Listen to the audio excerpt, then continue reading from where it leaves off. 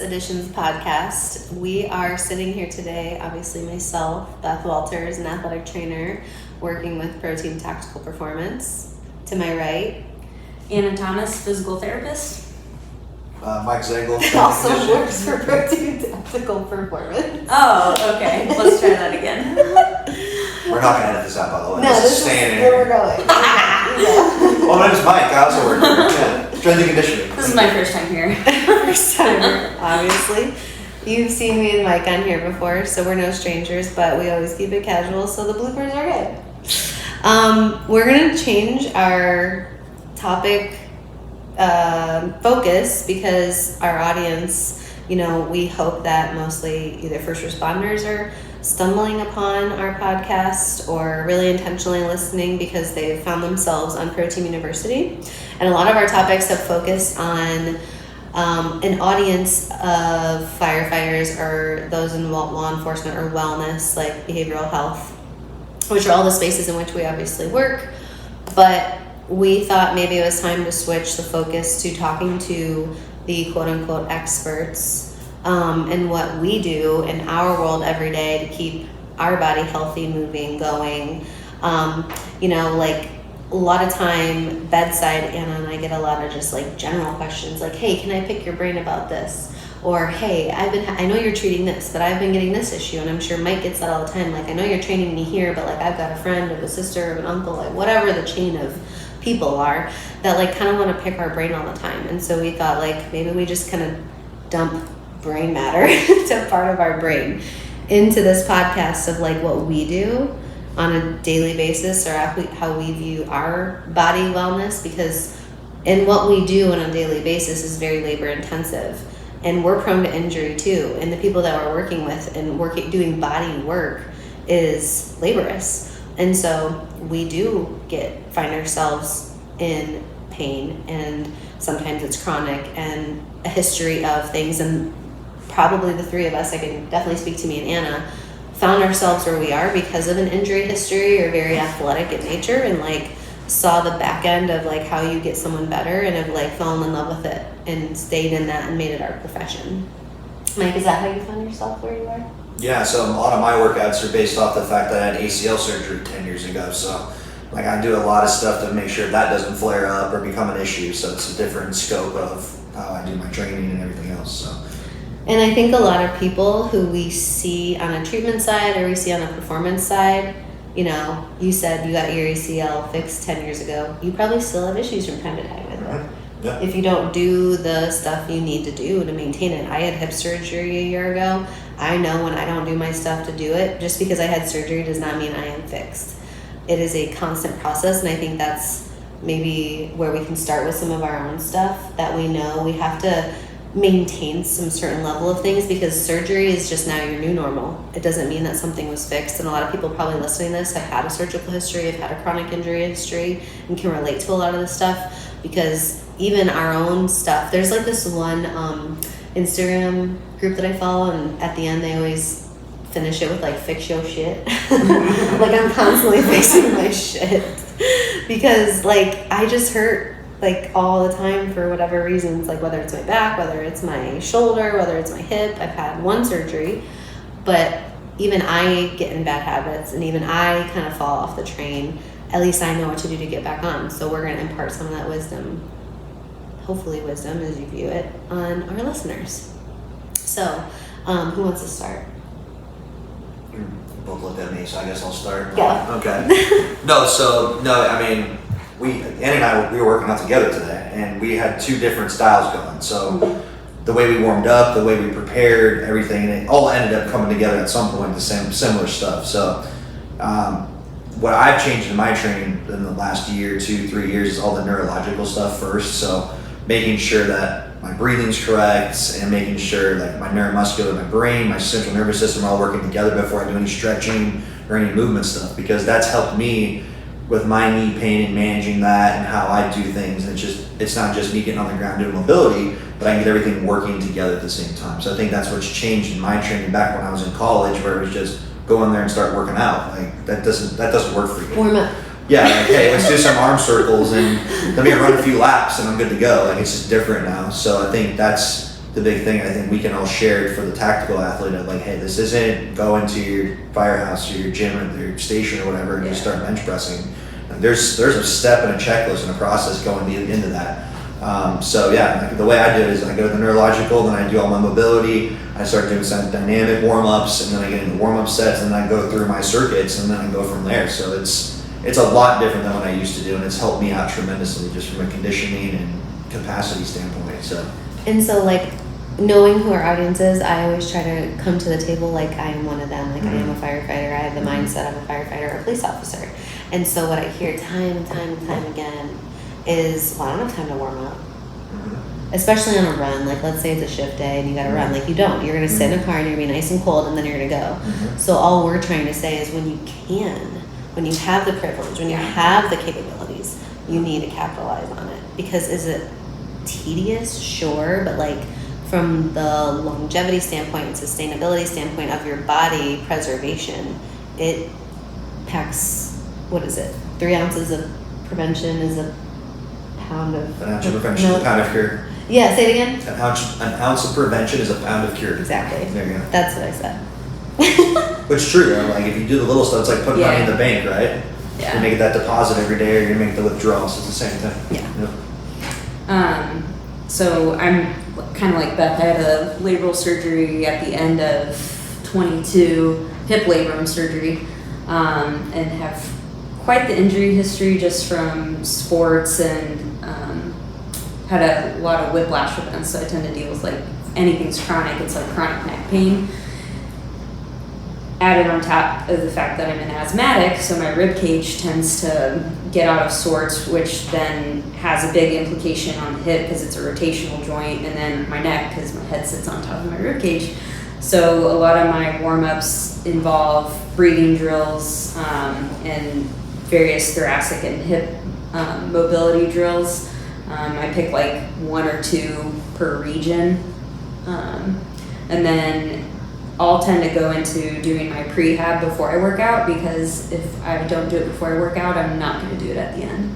So that's like partly for compliance. And then my workouts, I always do well on like when we do our diaries. Like I'm good on the performance side of things, but on the quality and movement side is where I tend to kind of break down. So right now with my exercises, once I'm in my strength sets, I'm doing isometric holds at like the bottom of it with keeping my rib cage tucked, because I tend to like dump forward like everyone else does. So I tend to keep myself in the position where I have to stay tucked and do a couple breaths in there under load. So then that way functionally when I'm working in the clinic or doing like house renovation projects, for example, I can like do it without flaring my back or my neck up is the ultimate goal. And when I'm most compliant with doing just the different respiration and drills, things tend to settle down and be a lot more manageable. And I think there were a couple things in there that, like, to our audience's perspective, can understand, like, you know, some things they won't connect is when you say I warm up my nervous system. When I tell them that, they look at me like I have 10 heads. So let's start there and break, like, and maybe don't go into the details of the exercises, but like, why is that important? Yeah, so I'll give you an analogy here. So think of like a light switch, right?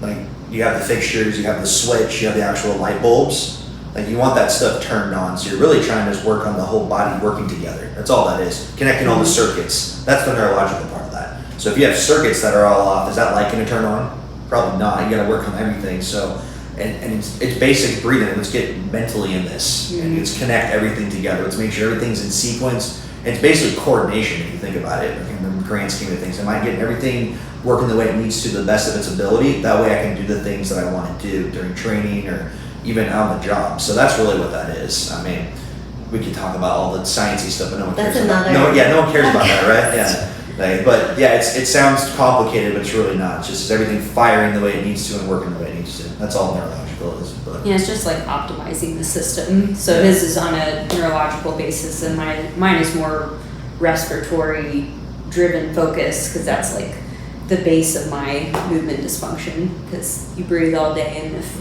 you tend to bias towards inspiration versus expiration, your system does that versus being able to moving all planes well. Yeah, and I think the one thing you said was about how, like, the isometric stuff. Mm-hmm. So I started doing a little more of that, just because I wanted more time under tension. Like, I wanted that downsy soreness, because I was just like, I was ready to probably change what I was doing. Yeah. And I needed, in like that little change, I was like, holy. Oh, crap. I almost threw up the first workout. Yeah. I was like, I held that. I like did the same thing, but I did a couple things differently, and I can't walk for 2 days. But I love that feeling of not being able to walk and like feeling like I worked out. Because I do a lot more like 30-minute high intensity, no rest interval stuff. Like I prefer high rep, low weight for my injury history, because I know when I'm inactive, that's when my hip backs up the most, or like my back, because motion is lotion for those kind of surgical histories or injury histories. But when I do too much, I also feel it. So I've had to kind of play around with different things to know like where my happy medium is, and sometimes it works and sometimes it doesn't, and that's when it gets frustrating, because people are like, I've been doing the same thing, like why is it hurt now? And it's like, well, maybe you need to change it up. And then you have to like kind of go outside of your comfort zone and change it up a little bit for a little while, kind of that chaos principle, and then go back to what you know. And then like the confusion helps, whether maybe not in a hypertrophy sense, but just like in a general wellness, like move your body sense. Like people avoid doing things because they hurt, but in fact sometimes you need to do that exact thing. Yeah, we were talking about that with RDLs earlier. And how people avoid, they just avoid it because it hurts their back, but it's like, actually that's a movement pattern you really need to get down. Do you sit on a toilet? Do you sit down? Okay, you need to be able to do that. Well, that's the thing though, like it doesn't hurt them. They think it's hurting them mechanically, but it's actually all of this not working together. That's why it hurts. Yeah. So you got to do it to get your body into that, position so it doesn't hurt. So it goes like you're going to get movement specialists that are listening to this go, that's so wrong. You got to do like 5 different correctives before you, if it's in pain. But it's like, sometimes doing those is the best corrective exercise, the actual exercise itself, or doing your job. That actually helps. So. But I will also say too, I think the mindset that I'm met with a lot is like, well, I could do that when I was 25. Like I've had to come to the realization at almost 35, like I can't run 3 miles 4 times a week, or I need less pounding on my joints. I need to be kinder to my body, and I need to just like accept that and find a way to move around that. So that's why I do a lot of high interval stuff with low load, because like it's really about target heart rate, and it's really about like the volume, like the capacity in which you're like working. Because like do I love running? No. Do I know it's good for me? Yes. But like, what is the alternative to pounding on my joints all the time? Or what is the alternative to like, all right, I'm never going to probably deadlift 200 pounds ever again, and that's okay because my bladder won't let me. But like, okay, I'm going to move on and like find another way to still target all of that stuff that I want to do. And you have to come to that realization sometimes, and that's a conversation I have with a lot of people, because they relish of their younger year. And I'm not here to say like everyone's old, but like your body changes and you have to meet your body where it's at. Yeah, I think a lot of times it's like coming to terms with like recovery time. Yeah. That's been my hardest thing, because I was used to working out like 6, maybe 7, like all the time. Yeah. Like just doing something. Every day. Yeah, and now I'm like, okay, 4 to 5 days a week. That's even pretty solid. Like, that's when life allows it. But yeah. I can feel pretty good on that, but it's like my rest days, like I am not doing anything. So I almost have to like take into account outside of life stuff too. Mm-hmm. So if we're going to do like a home reno project, I'm like, I'm going to scrap a workout then, because that's totally loading everything that I was going to target. I come to the realization that most people are under-recovered, not overworked. Yes. Because your body can handle a lot of shit. I'm sorry for swearing on here, but whatever. But that is the under-recovery part. Yeah. So like you could work out 5 days a week, dial it in. If you're not doing anything after that, nutrition, sleep, whatever, then it's not. So it's under-recovery more than overworked, because our bodies can handle a lot of stuff. So that's a big thing. I really want to like sidebar, but like one of our podcasts needs to be with like a sleep expert at some point, because like really none of what we're saying matters without the proper recovery. And kind of like that, if you think of like a bucket, like I've given my patients the scale. They're like, well, how do I know when to go hard? I'm like, okay, picture your life on a scale from 0 to 10. 10 is like, I'm an Olympian today. I can go do everything I want today. And 0 is, I feel like shit, I've eaten like shit, I don't want to do anything. You really shouldn't be getting after it unless you're like a 5 or above. And like that's probably only once or twice a week. Yeah, otherwise we like moderate. Yeah, and everything else is fine too. Yeah. But like if you're like 0, 1, 2, 3, like don't even go to the gym. Go take a nap. Well, you can go use- eat something healthy. You can use objective things like most people don't have hand dynamometers, but grip strength, and then first thing in the morning, like how long you can hold your breath. Huberman did an episode about, this was like early in the Huberman days, so I'd have to look up the protocol, but for how long you can do full exhale, hold your breath. Yeah, it's total lung capacity, and Yeah. then there's that breathe in and breathe out screens. So it tests Yes. your total lung capacity and your exhaling. So what's left in there, residual capacity. Yeah. So it's all of that, yeah. Because if it's really low that day, then you know It's you need to take dysfunctional, it easy, yeah. and then if you can exhale for forever, then it's like, yeah, you can probably get away with doing more that day. Well, and I think too, like what you're referring to and what I am bringing up is like people don't have their own sense of like body awareness to know like, well, how do I know if it's a good day or a bad day? And they don't have that like IQ about themselves. Yeah, You know? because we deal with it all day and have Yeah. to think about it for our patients. And our folks like have to turn that off to do their jobs a lot of times. Yeah. It's like I can't feel pain right now because I got a job to do. And so to turn Right. that switch back on, it's like not normal. It's not like a natural thing for them. Whereas we're like in our bodies all day long. Yeah. Well, we were working with someone recently who said, I can't be hurt. I have to fight through this because there's no one else behind me to take my spot. And I'm like, that's a problem. You got to figure this out. You Right, know? yeah. So I was like, You're a okay. human. Yeah, I was like, you're allowed to a- feel some stuff, you know? So that's a different topic, but yeah. Yeah, so all good stuff. A couple things that we do at ProTeam. Obviously, we've mentioned movement assessment. There's a couple different things that we do. Like right now, we're using a Dari screen. Mike can talk to that a lot more eloquently than I can. But we've alluded to like our performance. That was the other thing you said, like performance versus Quality of movement. quality of movement, right? Yeah. And so like we are through and through the company, like movement matters more, mobility matters more. Like we care more about your quality of movement than like how strong you are, because there's like those dumb strong people too, but like they're more injury prone, right? But then there's like good movers who might not have a lot of stability, and stability and mobility go together. So that's like one thing that we do for our folks as a service. We also have this said don't miss out or whatever. I thought it was like one of our classes. If you found us on just YouTube, then go to ProTeam University, like Google ProTeam University, you'll find us on our learning management platform. We have a ton of other courses like in Mike's realm, all the performance and conditioning based stuff, exercise programming. We have a master class coming up in October that we would love for everyone to join live. I will post the link with this for tickets. Yeah, we We'll can. post a link for registration, so you can join that if you'd love. Oh, I think I don't miss our classroom session. I saw that and I thought like learning. There you go. And then the other thing that we mentioned earlier is just like our mental health stuff, because we're working with humans and the human experience, and there's a lot of people that we work with that like they might come to us with musculoskeletal issues or like movement related issues and pain, but a lot of times that's manifesting from like either emotional trauma or a traumatic event that's residually presenting in or manifesting in a musculoskeletal way. Like we have to learn how to screen for that on our side, and we deal with that too. Like I know when I'm feeling crappy because like my upper traps are sore and I'm just like, I'm in fight mode all day long. We deal with that too. So we hope that we've imparted some wisdom on you all listening, and you find yourselves kind of like nodding your head because you understand. But anytime we have one-on-one coaching options on our site, we have one-on-one kind of free consultations for anyone interested in just like what would programming look like for me with my injury history. We get questions like that all the time, like, hey, do you guys just like individually program? And the answer is yes. You would just have to click the link by that service on ProTeam University, and it goes an email directly to me, and I probably honestly just hook you right up to Mike or one of our other strength coaches. But any imparting words of wisdom?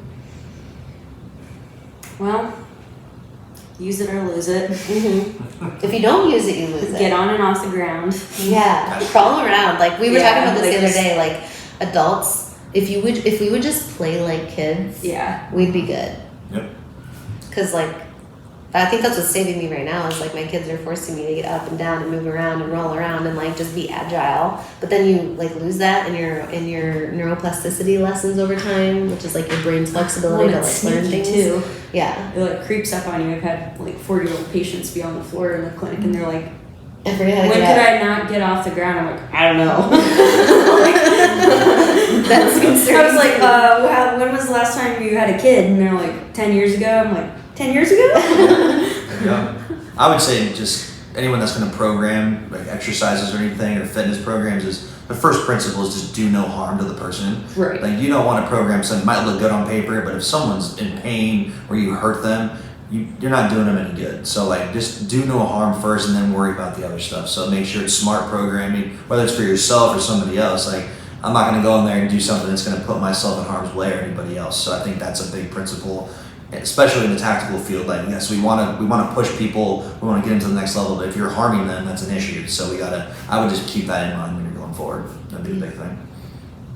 And we see a lot of that, unfortunately, through like, I would say, just like academy side of things. Sometimes someone, or I'm not trying to put everything on academy PT. Yeah. I would honestly say what we're noticing, maybe more, at least in my home of law enforcement,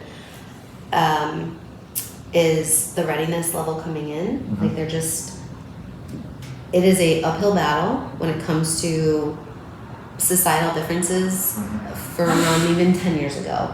Outdoor play, rough play, fighting, Grip strength. all the things that are like, well, we become indoor cats and like gamers, and like we're just seeing a different set of physical activity, agility, and experience coming in, like less athletic, if I'm being honest. And like you can have ramp programs, you can have pre-academy readiness programs and things like that. They're just not doing those things at 7, 8, 9, 10 years old. Like you've missed the boat and you're 22. Like, so we're gonna probably see some injuries we otherwise wouldn't have once seen. And so like that's a battle too. To like your point, like way easier to injure if you're trying to like program like you would have 10 years ago. And people in that role usually are. Yeah, I'd love to push people harder, but like the coordination and athleticism of people going forward is not going to get any better the way that things are going. More technology, like you said, there's less people hanging on monkey bars and climbing fences and just being outside all the time. It's just the way it is. So we have to change and adapt to the people we're working with, not, hey, just do what we normally do, because that's just going to cause more issues. So that's what I would say. And we hope you all enjoyed, and reach out if you have any questions.